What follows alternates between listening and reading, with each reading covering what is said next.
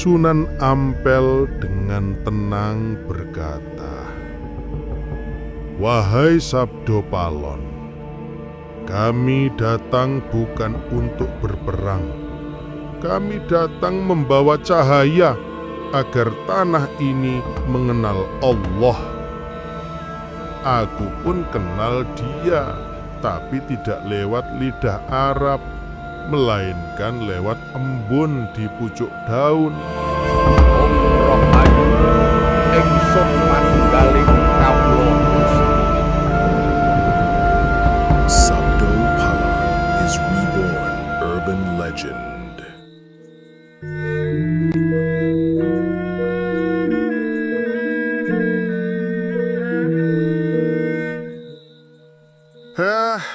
Anak-anak zaman modern, kalian sibuk mencari Tuhan di dalam buku, di dalam ceramah, di dalam layar kaca. Tapi jarang sekali yang berani mencarinya di dalam dirinya sendiri. Aku, Sabdo Palon, penjaga rasa tanah ini, yang sudah hidup jauh sebelum kitab datang, sebelum rumah ibadah berdiri, bahkan sebelum kata dosa ditemukan. Dulu, tanah Jawa ini bernafas dalam diam. Gunung berbicara lewat asapnya, laut bersabda lewat ombaknya, dan manusia berdoa lewat rasa. Tak ada surban, tak ada salib, tak ada sutra emas. Yang ada hanyalah rasa sejati, rasa yang menyatukan manusia dengan jagat. Pitutur Jawa, rasa sejati iku petunjuk tanpa aksara. Maknane, rasa sejati adalah petunjuk yang tak membutuhkan tulisan. Tapi lalu datanglah angin dari barat, membawa kitab, membawa hukum, membawa surban, dalil lan ayat. Angin itu bernama wali. Mereka datang dengan niat suci, dengan langkah lembut dan lidah yang penuh zikir. Tapi di balik suci itu ada cahaya yang terlalu terang, hingga menyilaukan mata rasa orang Jawa. Tanah ini dulu tak mengenal takfir, tak mengenal kafir. Manusia Jawa dulu tidak beragama, tapi mereka mengenal Tuhan. Kini manusia beragama, tapi kehilangan Tuhan di dalam dirinya. Sopo ngerti rasa, iku ngerti Gusti. Siapa yang mengerti rasa, dia mengerti Tuhan. Kau tahu nak, aku bukan musuh agama. Aku juga bukan lawan para wali. Tapi aku tidak percaya pada siapapun yang membawa Tuhan dengan pedang di satu tangan dan kitab di tangan lain. Agama itu indah, sampai manusia mulai menjadikannya bendera. Dan ketika bendera dikibarkan, maka darah akan mulai menetes atas nama Tuhan. Zaman dulu, manusia Jawa menyebut Tuhan dengan banyak nama. Sang Hyang Wenang, Sang Hyang Manon, Sang Hyang Tunggal. Semua berbeda sebutan, tapi satu makna. Rasa yang maha ada. Kini semua berlomba memakai satu nama, tapi maknanya hilang di jalan. Nama berganti, tapi perilaku tetap serakah, dengki, iri, dan sombong merasa paling benar. Pitutur Jawa. Jeneng ora gawe urip, nanging urip gawe jeneng. Nama tidak menciptakan hidup, tapi hidup yang memberi arti pada nama. Aku berdiri di tepi zaman, melihat manusia berebut surga seperti pedagang berebut pasar. Yang satu menjual ayat, yang lain menjual pahala. Padahal surga itu bukan untuk dijual. Surga itu rasa, bukan rumah dengan sungai susu dan madu. Dan begitulah awal semuanya dimulai. Ketika aku, Sabdo Palon, berdiri di ambang dua dunia. Dunia lama yang penuh rasa, dan dunia baru yang penuh aturan. Malam itu, aku memandang langit. Bintang-bintang bergetar seperti doa yang jatuh dari mata bumi. Aku tahu akan datang cahaya dari timur, cahaya yang dibawa oleh para wali. Dan aku bersiap bukan untuk berperang, tapi untuk berbicara, untuk menguji apakah cahaya mereka membawa kehangatan atau membakar makna sejati tanah Jawa. Kau tahu, Nak, ada masa ketika manusia tak punya kitab, tapi punya rasa. Sekarang manusia punya ribuan kitab, tapi kehilangan rasa. Itulah yang kusebut zaman edan. Zaman di mana kebenaran dibungkus pakaian agama dan kebodohan disembunyikan di balik doa. Suluk Jawa, ngelmu iku kalakone kanthi laku. Ilmu sejati hanya bisa dicapai dengan laku, bukan ucapan. Aku dulu berjalan di antara mereka, di antara para raja, brahmana, petopo, lan rakyat kecil. Semua mencari Tuhan dengan carane masing-masing.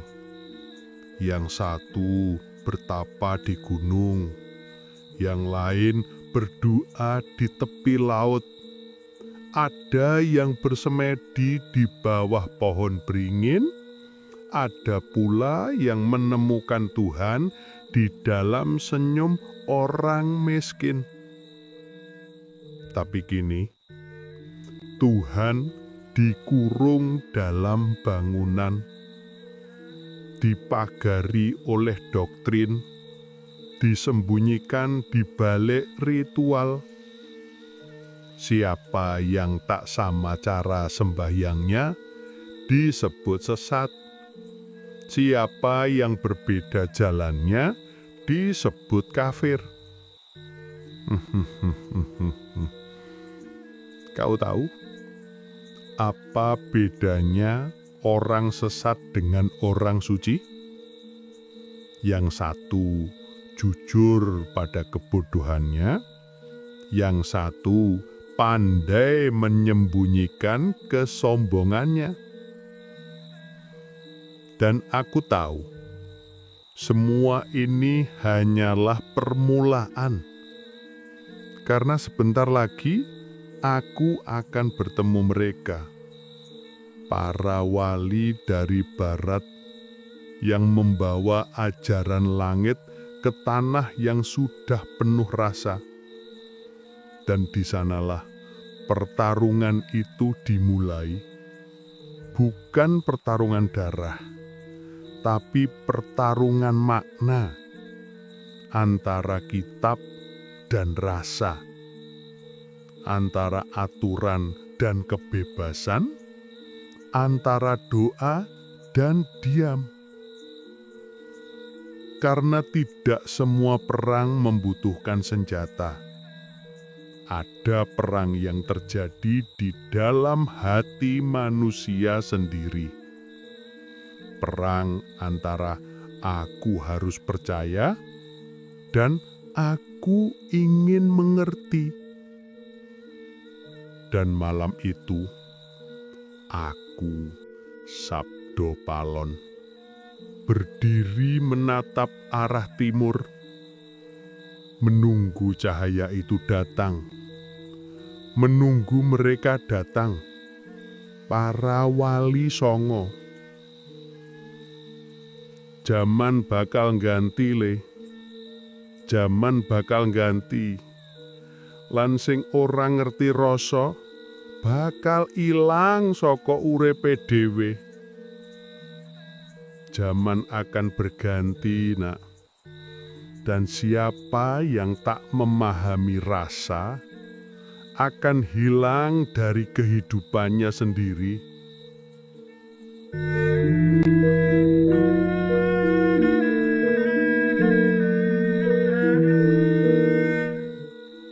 Malam itu, bengawan melarir perlahan seperti urat nadi bumi.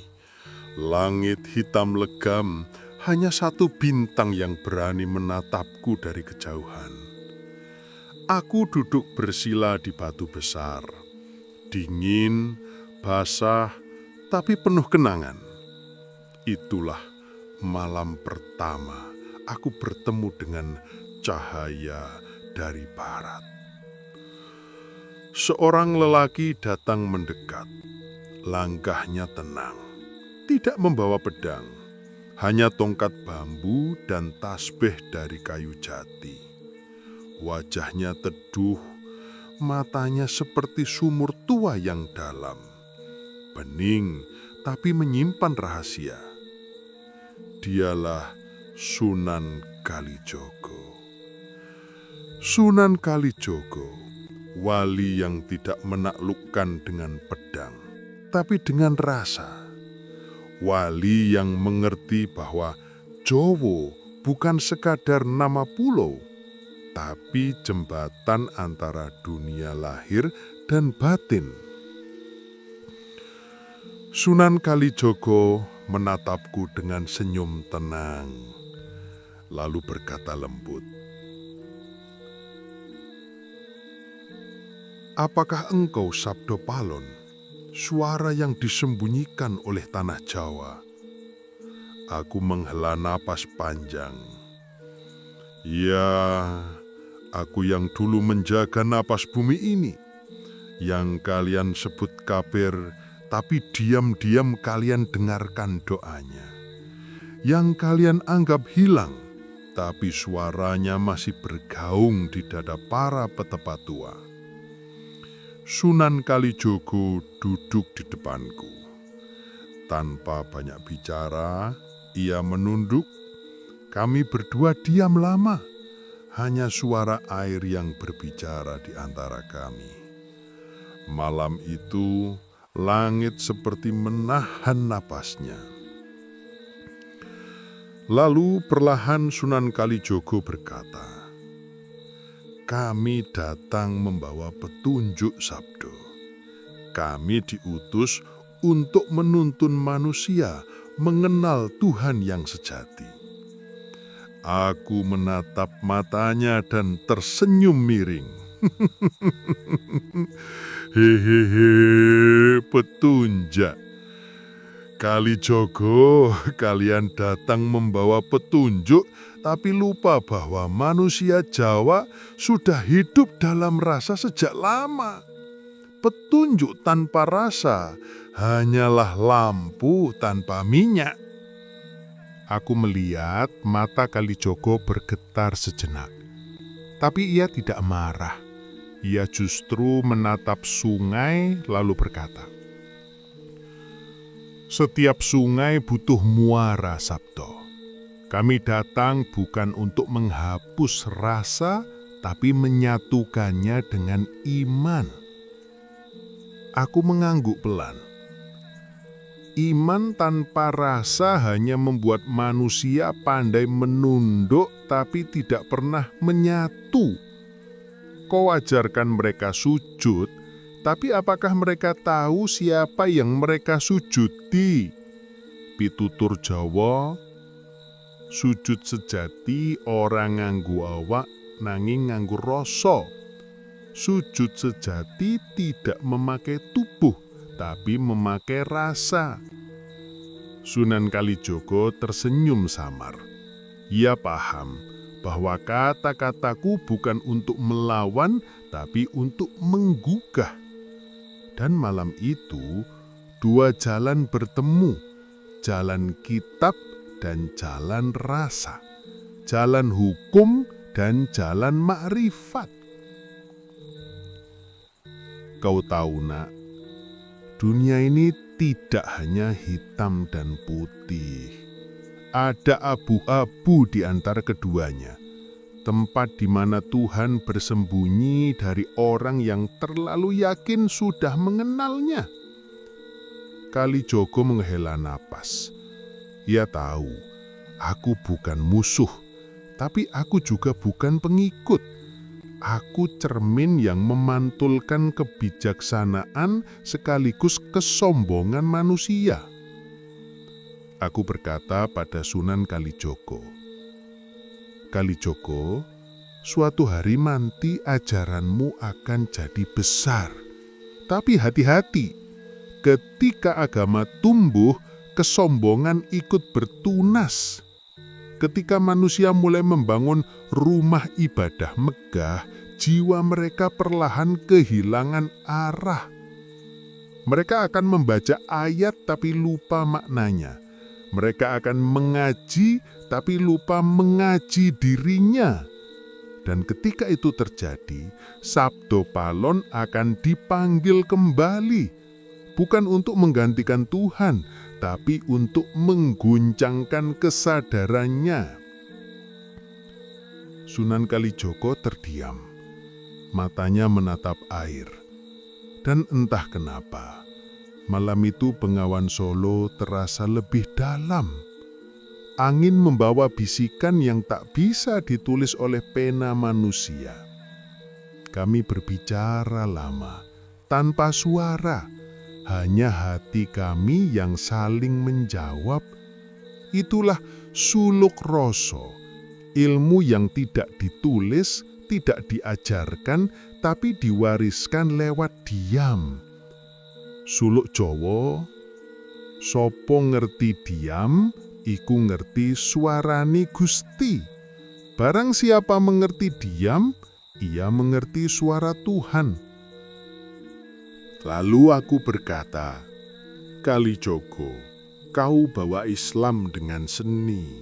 Kau sembunyikan syariat di balik gamelan dan wayang. Kau pintar, dan aku menghargainya. Tapi kelak akan datang mereka yang tidak sebijak dirimu, yang memakai agama seperti pedang, yang menebas semua yang berbeda. Dan ketika itu, tanah ini akan kembali berdarah. Sunan menunduk. Aku tahu hatinya bergetar. Ia paham maksudku, bukan kebencian, tapi peringatan. Sunan Kalijaga kemudian berkata lirih, Sabdo, mungkin kita memang dua jalan yang tak akan pernah bertemu di ujung. Tapi asal kita sama, Tuhan. Aku tertawa kecil. Dua jalan boleh berbeda, tapi kalau tujuannya sama, kita akan bertemu di tengah.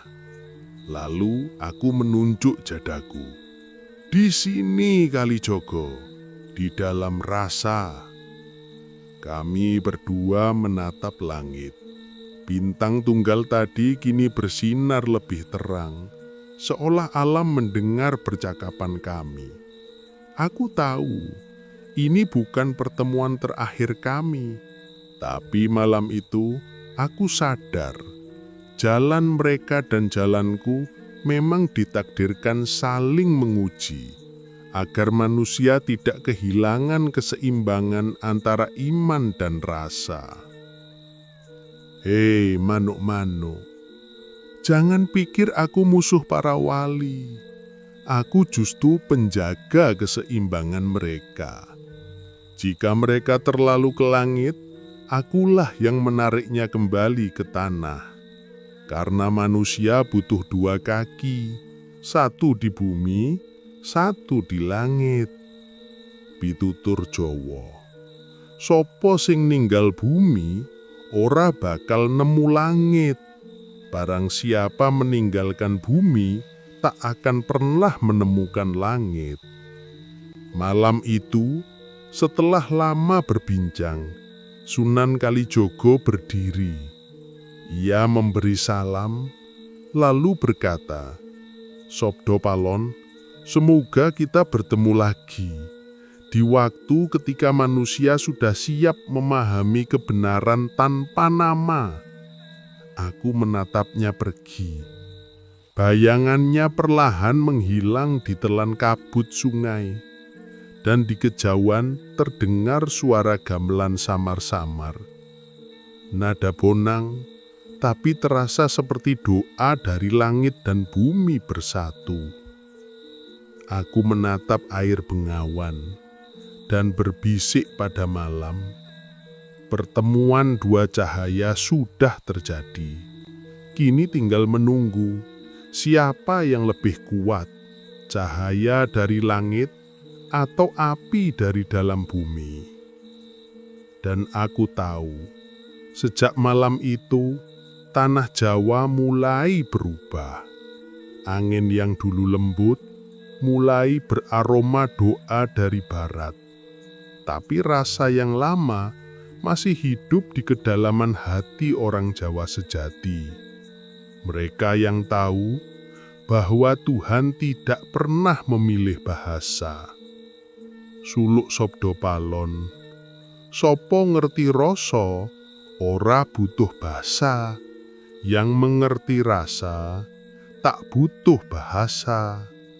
Sabda Palon berkata-kata dengan Tuhan. Duh Gusti, biar mereka menyebutmu dengan 1000 nama. Aku cukup menyebutmu dengan rasa, karena rasa tak pernah salah sebut.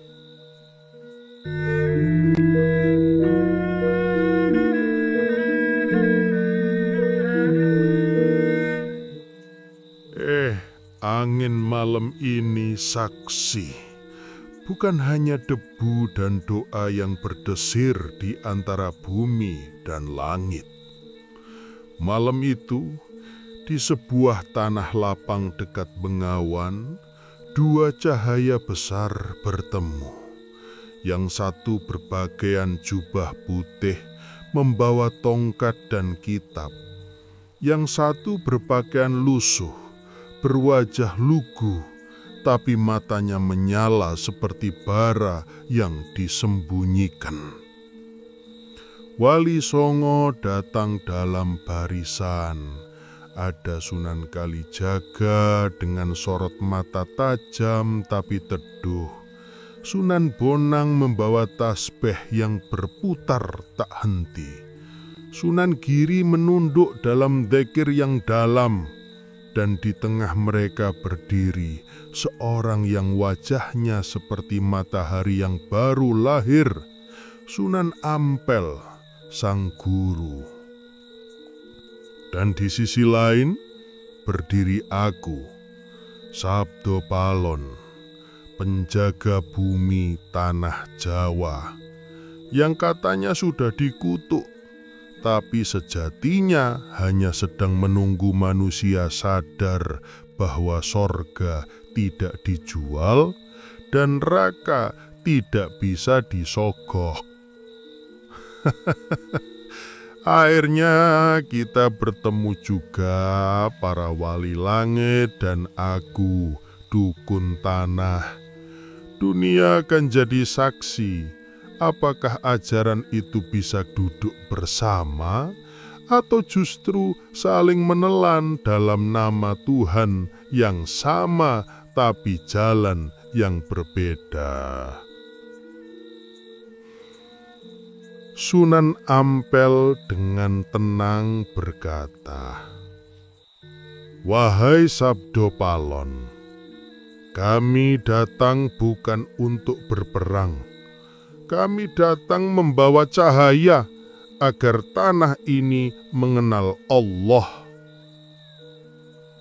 Aku Sabda Palon menjawab, Allah. Nama boleh beda, rasa boleh sama. Aku pun kenal dia, tapi tidak lewat lidah Arab, melainkan lewat embun di pucuk daun dan napas pertama bayi yang menangis. Kalian datang membawa langit, aku menjaga bumi. Kalian bicara syariat, aku bicara rasa. Lalu siapa yang lebih benar, yang di langit atau yang di tanah? Sunan Kalijaga melangkah maju dan berkata, Sabdo Palon, kami tidak memaksa, tapi manusia perlu jalan yang tertata. Tanpa hukum, mereka akan tersesat. Hukum?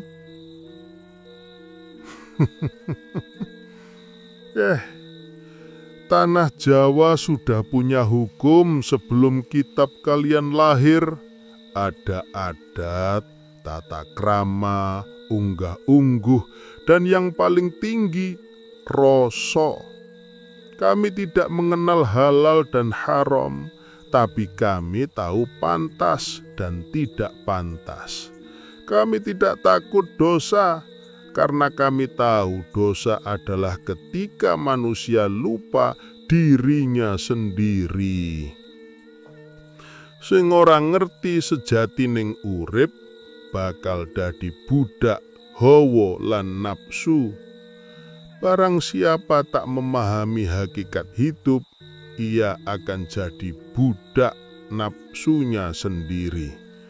Itu pituturku, bukan ancaman. Tapi coba kau lihat sekeliling, bukankah banyak manusia yang lebih takut ke neraka daripada takut kehilangan akalnya? Sunan Bonang berbicara lembut. Sabdo Palon, kami datang bukan membawa ancaman, tapi ajakan. Kami ingin menuntun agar semua mengenal Pencipta. Dan aku Sabdo Palon datang untuk mengingatkan bahwa mengenal Tuhan bukan berarti melupakan tanah di bawah kaki. Tuhan tidak hanya di rumah ibadah atau sanggar. Dia ada di bau tanah, di suara jangkrik, di ludah petani yang berdoa sebelum menanam. Kau pikir aku tidak mengenal Pencipta? Aku tidak menyebut namanya 5 kali sehari, tapi aku menyebutnya setiap napas. Karena bagiku, urip iku sembayang sing ora tau rampung. Hidup itu ibadah yang tak pernah selesai. Sunan Kalijaga menatap tajam dan berkata, tapi Sabdo Palon, engkau menolak wahyu, engkau menolak syariat. Bukan aku yang menolak, Nak Jogo. Aku hanya menolak tafsir manusia atas wahyu yang mereka sendiri belum pahami. Kau bicara syariat, tapi lihatlah berapa banyak yang sudah menjadi hamba hukum tapi melupakan kasih. Aku tidak menolak Islam, aku hanya menolak manusia yang menjual Islam demi kekuasaan. Kalian datang dengan pedang ayat dan cahaya wahyu. Aku berdiri dengan tongkat tanah dan sabda yang lahir dari rasa. Tapi ingat, setiap tanah punya roh, setiap roh punya cara menyembah. Tanah Jawa ini tidak menolak Islam, tapi ia menolak kehilangan jiwanya. Karena ketika ajaran langit datang dan membakar akar bumi, yang tersisa hanyalah abu yang mengaku suci. Sunan Giri dengan lirih berkata, "Lalu bagaimana manusia mengenal Tuhan tanpa petunjuk?" Aku Sabdo Palon menjawabnya, "Petunjuk tidak harus datang dari kitab, Nak Giri. Ia bisa datang dari rasa lapar, dari sakit, dari kehilangan, dari tangis. Setiap manusia itu adalah ayat yang berjalan. Kalau kau pandai membaca, dunia ini kitab suci yang tak punya halaman terakhir." Sunan Ampel pelan berkata, "Tapi wahai Sabdo Palon, ajaran kami mengajarkan kebenaran mutlak." Aku Sabdo Palon menjawabnya, "Kebenaran mutlak ya? Itulah masalahnya, Kiai. Kebenaran mutlak itu hanya milik yang tak berbentuk. Begitu kau bungkus kebenaran dalam bendera dan huruf, kau sudah menjadikannya alat politik. Dulu aku lihat para Brahmana melakukan hal yang sama. Mereka jual surga, jual karma, dan kini kalian datang jual surga, jual pahala. Bedanya cuma bahasa, tapi rasa tamaknya sama." Suara angin mulai menderu, seperti badai kecil mendekat. Aku Sabdo Palon menatap langit. Aku tahu kenapa kalian datang. Bukan hanya membawa ajaran, tapi membawa zaman baru yang akan menggulung tanah ini. Dan aku hanya penjaga tua yang tak ingin anak-anaknya kehilangan jati dirinya. Dengarlah pituturku ini, wejangane Wabdo Palon.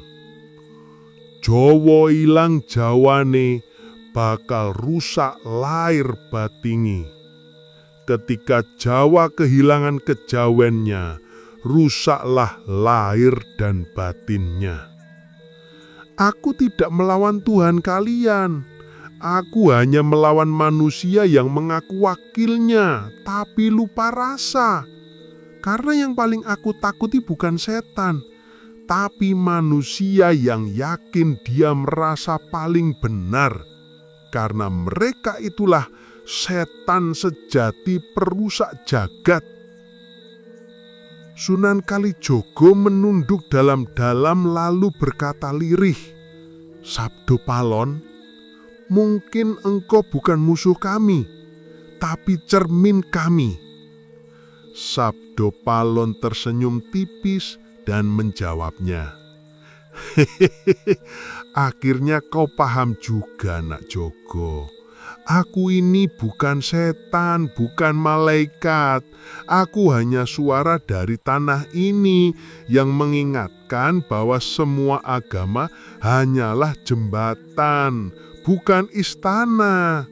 Dan jembatan tidak untuk didirikan, tapi untuk diseberangi. Sembah rogo, sembah cipto, sembah jiwo, sembah rasa. 4 jalan menuju 1 cahaya. Malam itu 2 cahaya tidak saling memadamkan. Mereka justru saling menembus.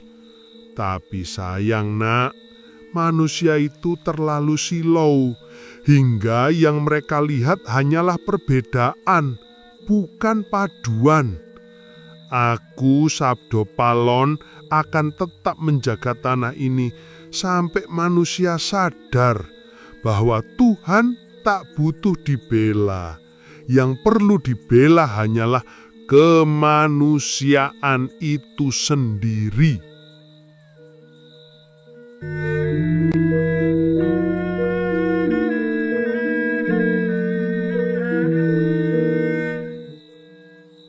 Malam itu tak hanya menelan suara, tapi juga menelan waktu.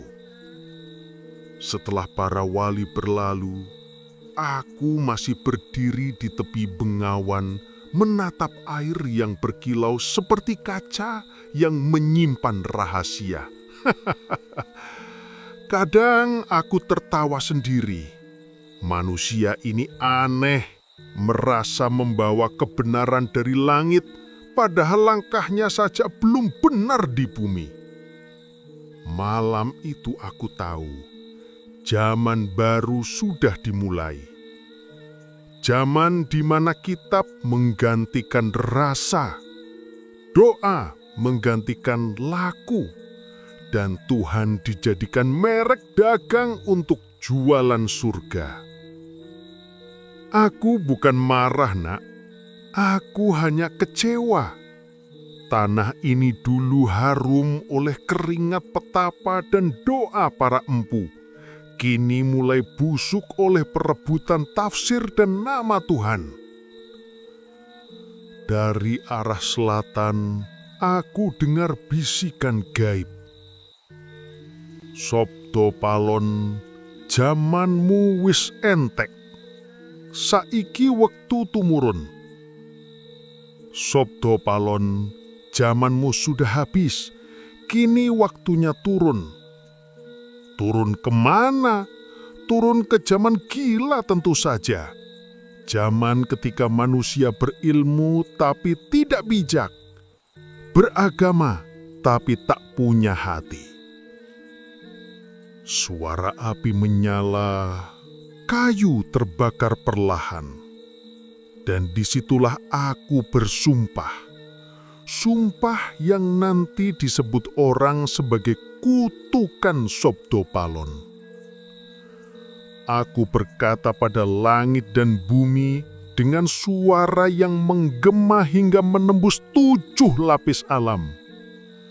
Yen wektu wis tekan, yen tanah Jawa wis ilang sejatine, yen para kawula mung nyembah awake dhewe lan ora nyembah rasa sejati, aku bakal bali. Aku bakal bali gugah kawruh kang kapendhem lan nguncalakake kabudayan kang mung disembah tanpa dipahami. Jika waktunya telah tiba, jika tanah Jawa kehilangan jati dirinya, jika manusia hanya menyembah dirinya sendiri dan bukan rasa sejati, aku akan kembali. Aku akan datang menggugah ilmu yang terkubur dan mengguncangkan budaya yang hanya disembah tanpa dimengerti. Suara gemuruh halus seperti bumi bergulat perlahan. Kutukan itu bukan untuk menghancurkan, tapi untuk menyadarkan. Aku tahu suatu hari manusia akan sibuk berlomba-lomba membangun rumah ibadah megah, tapi lupa menata hati. Aku tahu mereka akan menulis ribuan tafsir, tapi tak satu pun bisa membaca dirinya sendiri. Dan disitulah aku akan muncul, bukan sebagai dewa, bukan sebagai raja, tapi sebagai suara yang menertawakan kebodohan suci. Kamu tahu, Nak, kelak di masa depan, manusia bisa memegang dunia di telapak tangan, tapi tak bisa menggenggam nurani. Mereka bisa bicara dengan orang di seberang dunia, tapi tak bisa bicara dengan dirinya sendiri. Lucu kan? Ilmu semakin tinggi, tapi hati semakin dangkal. Doa semakin keras, tapi kasih semakin bisu. Suatu waktu nanti, orang-orang akan berperang atas nama Tuhan, Padahal Tuhan hanya duduk menonton sambil berkata, "Lah, aku ora nyuruh kok." Aku lalu menatap bengawan, dan dalam riak air itu, aku melihat masa depan Jawa dalam bayang-bayang. Gunung-gunung mulai sepi, para petapa digantikan pembicara agama. Kidung dan tembang Jawa hilang, diganti suara toa dan bising pasar. Orang Jawa akan bangga disebut modern, tapi malu disebut Njawani. Mereka akan memuja segala yang datang dari luar dan menertawakan warisan leluhurnya sendiri. Zaman edan, yen ora edan ora keduman. Zaman gila, bila tak ikut gila tak kebagian. Begitu kata-kata Ronggo Warsito, salah sijine cucuku sing paling paham gila. Tapi Ronggo Warsito lupa menulis satu baris tambahan. Yen sing edan, ojo nganti ilang eling. Kalaupun kau gila, jangan sampai lupa kesadaranmu. Maka aku bilang pada tanah ini, tidurlah Jawa, tidurlah dulu. Biarkan para penjajah datang dan pergi. Biarkan para nabi palsu lahir dan mati. Sebab nanti dari tubuhmu yang luka akan lahir kembali kesadaran baru. Sebab dalam setiap kehancuran selalu ada biji kebangkitan yang menunggu.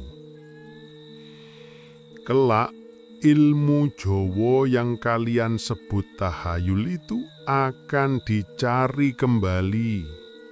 Serat-serat yang kalian bakar akan digali ulang, dan anak-anak zaman besi akan mencari makna dalam puing-puing mistik. Aku tahu waktu itu bisa sekarang, bisa nanti. Tapi dengarlah, roh tanah Jawa tidak pernah mati. Ia hanya tidur dalam doa para leluhur, dalam gamelan yang pelan, dalam nyanyian bayi yang baru lahir. Dan saat manusia kehabisan jawaban dari kitab dan hukum, mereka akan kembali mendengar bisikan tanah, bisikan yang tak tertulis, bisikan yang tak bersuara, bisikan yang hanya bisa didengar oleh yang hatine diam. Nak, aku tidak membenci para wali. Mereka orang suci, tapi mereka juga manusia. Yang aku lawan bukan mereka, tapi zaman yang lupa menimbang rasa. Sebab agama tanpa rasa hanyalah soragam, dan ilmu tanpa makna hanyalah kebanggaan kosong. Suara petir menggelegar sekali. Hujan mulai turun perlahan. Aku titipkan pesan ini pada air hujan, pada embun yang jatuh di sawah-sawah, pada batu di gunung, pada daun yang terombang-ambing di kali. Yen wayah wis tekan, kobeh bakal kawujud maneh. Rasa, laku, lan sejatine manungsa. Ketika saatnya tiba, semua akan kembali muncul. Rasa, laku, dan hakikat manusia. Dan saat itu datang, kau akan mengenal Sabda Palon bukan dari kitab, tapi dari suara di dalam dada yang berbisik, "Sudahkah kau jadi manusia?" Kutukanku bukan kebencian, tapi cinta yang dibungkus kemarahan. Sebab hanya cinta yang mau menegur, sementara kebencian akan diam dan membiarkanmu binasa. Aku, Sabda Palon, bukan ingin menguasai. Aku hanya ingin manusia mengingat dirinya. Ingatlah nak, Tuhan tak butuh disembah. Yang Dia butuh hanyalah agar kau sadar diri bahwa kau adalah bagian darinya. Suara petir terakhir. Setelah itu hanya suara hujan pelan. Yen wis ilang jaman, bakal mbali Sabda. Jika zaman sudah kehilangan arah, Sabda akan kembali.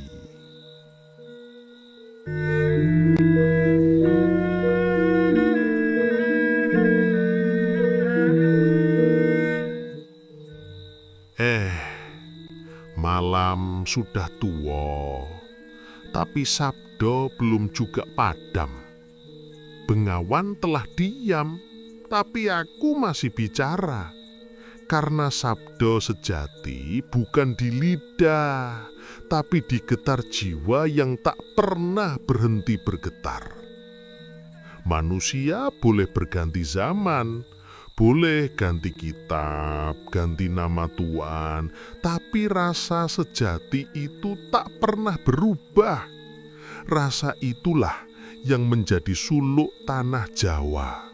Jalan sunyi yang tak bisa diajarkan, hanya bisa dijalani. Nah, ketika para wali sudah kembali ke tanah, dan aku pun tenggelam ke dalam kabut waktu, tinggallah manusia di persimpangan. Satu jalan menuju langit, satu jalan menuju tanah. Tapi kebanyakan dari mereka malah membangun pasar di tengah-tengahnya. Mereka menjual doa, menawar pahala, dan memamerkan surga seperti brosur wisata rohani. Kadang aku berpikir Tuhan pasti tertawa melihat manusia sibuk mendebat namanya, sementara lupa mencium harum tanah tempat mereka berpijak. Suluk tanah Jawa itu bukan kitab, nak. Ia adalah cara hidup. Ia diajarkan oleh alam, bukan oleh guru. Ia disampaikan lewat kejadian, bukan lewat khutbah. Dulu, para leluhur mengajarkan lewat rasa, bukan lewat hafalan. Mereka tidak sibuk menulis dosa orang lain karena mereka sibuk menghapus kesombongan dalam diri sendiri. Sopo ngerti sejatining urip, ora bakal gumedhe ngengarsane pepadane. Siapa yang memahami hakikat hidup tak akan sombong di hadapan sesamanya. Tapi kini orang beragama justru paling mudah tersinggung, paling cepat marah, dan paling rajin menyalahkan orang lain atas nama kebenaran. Kebenaran macam apa yang butuh bentakan? Tuhan kok seperti preman yang minta dihormati dengan ancaman? Aku lihat dari alam goib, rumah ibadah makin banyak, tapi yang tenang makin sedikit. Pesantren makin rame, tapi yang bijak makin langka. Ayat dibaca keras-keras, tapi tak ada yang masuk ke hati. Semua sibuk menatap langit, tapi tak ada yang menunduk mencium tanah. Padahal tanah ini, nak, ini adalah saksi semua ibadahmu. Dari tanah kau lahir, ke tanah kau pulang. tapi selama hidup kau lupa berterima kasih padanya. Suluk Tanah Jawa berkata, sembah raga, sembah cipta, sembah jiwa, sembah rasa. Itu 4 tingkat penyembahan. Sembah raga dengan tubuh lewat amal dan perbuatan. Sembah cipta lewat pikiran yang jernih. Sembah jiwa lewat kesadaran yang hening. Dan sembah rasa itulah puncaknya ketika kau lenyap dalam yang kau sembah. Nah, manusia sekarang cuma sampai sembah raga. Yang penting sembahyang, puasa, zakat, tapi belum menyembah dengan rasa. Makanya masih mudah marah, mudah iri, mudah menuduh, karena ibadahnya berhenti di kulit, belum sampai di sumsum. Lucu ya, mereka mengaku hamba Allah, tapi perilakunya seperti bos kecil yang marah kalau tak disapa. Mereka memuja kitab, tapi tak membaca kehidupan. Mereka memuja Mama Tuhan, tapi lupa isi namanya. Nak, agama tanpa rasa itu wadah kosong, dan rasa tanpa laku hanyalah hayalan. Yang benar adalah ketika rasa dan laku menjadi satu. Itulah suluk sejati. Dalam sulukku, aku pernah bertanya pada diri sendiri, apakah Sabdo Palon masih berguna di zaman nanti? Dan dari dalam hatiku terdengar jawaban. Selama manusia masih mencari makna, sabdo tidak akan padam. Sabdo itu tidak butuh tubuh karena ia hidup di dalam kesadaran. Ia muncul lewat mimpi, lewat firasat, lewat kata-kata kecil yang membuatmu berhenti dan berpikir. Kadang Tuhan berbicara lewat radio rusak, lewat suara pengemis, lewat omelan ibumu di dapur. Tapi manusia menutup telinga karena ia hanya mau mendembar suara dari podium. Suluk Tanah Jawa itu sederhana. Eling lan waspodo, ingat dan sadar. Ingat siapa dirimu dan sadar bahwa segalanya sementara. Bukan ingat karena takut, tapi karena cinta. Karena sejatinya Tuhan itu bukan penguasa yang menakutkan, melainkan kesadaran yang menenangkan. Kowe bisa nyawang rasa bakal nyawang Gusti. Siapa bisa memandang rasa akan memandang Tuhan. Itulah makrifat Jawa. Tuhan bukan di langit, tapi di setiap helaan napasmu. Kalau kau belum menemukannya di situ, maka kau belum mencari cukup dalam. Nah, zaman sekarang mungkin tampak kacau, tapi itu hanyalah bagian dari siklusnya. Tanah Jawa memang harus jatuh dulu agar bisa bangun lagi. Manusia harus kehilangan rasa dulu agar bisa merindukannya kembali. Dan aku akan tetap ada di sini, di antara kabut, di antara doa yang tak selesai, menjaga suluk Tanah Jawa agar tak padam. Jika suatu hari kau bermimpi bertemu orang tua berjubah lusuh, berwajah jenaka, tapi sorot matanya menembus jantungmu, jangan takut. Itu aku, bukan untuk menakut-nakuti, tapi untuk bertanya pelan. Sudahkah kau jadi manusia yang sadar? Karena itu inti semua suluk. Bukan soal surga, bukan soal pahala, tapi soal sadar bahwa hidup ini hanyalah perjalanan pulang dan Tuhan bukan tujuan, melainkan rumah yang selalu menunggumu. Ana dina, ana upa, ana rasa kang tanpa wujud. Ada hari, ada rezeki, ada rasa tanpa bentuk. Sabda nggak pernah padam. Ia hanya berpindah dari mulut ke hati, dari kata ke kesadaran. Jangan cari aku di kitab, karena aku hidup di antara celah sunyi, di antara tawa dan tangis manusia yang mencari cahaya. Ingatlah nak, bukan aku yang penting, tapi sabda di dalam dirimu sendiri. Karena pada akhirnya setiap manusia adalah sabdo palon bagi dirinya sendiri. Penjaga lasa yang menuntun pulang ke sang sumber.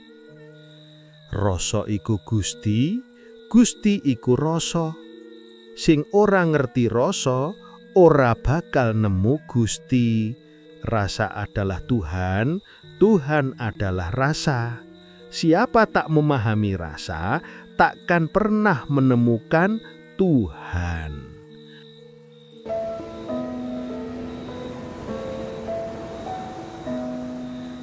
Sopo sejatining ingsun, sejatining ingsun mung kalih kangkung. Suwung ngawung-ngawung, suwung ngawung-ngawung, ora ana sing ana dudu. Zat sira zat ingsun, zat sira zat ingsun, ingsun ya sira, sira ya ingsun.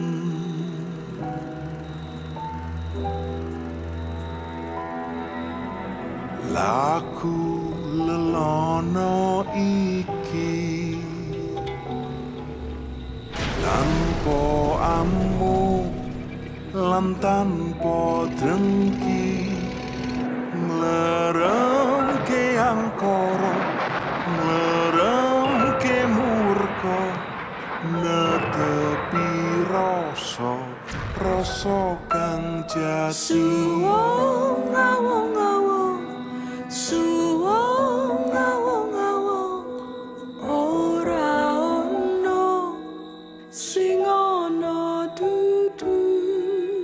Zat sira zat ingsun, zat sira zat ingsun, ingsun ya sira, sira ya ingsun. Ingsun ya sira, sira ya ingsun.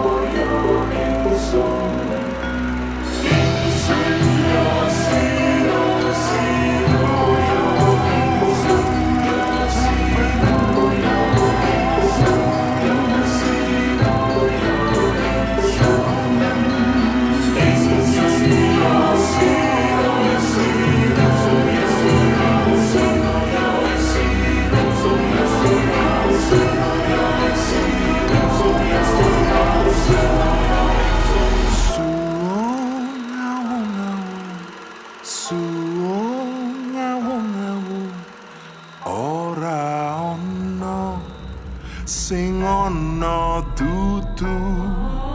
Zat sira zat ingsun, zat sira zat ingsun, ingsun ya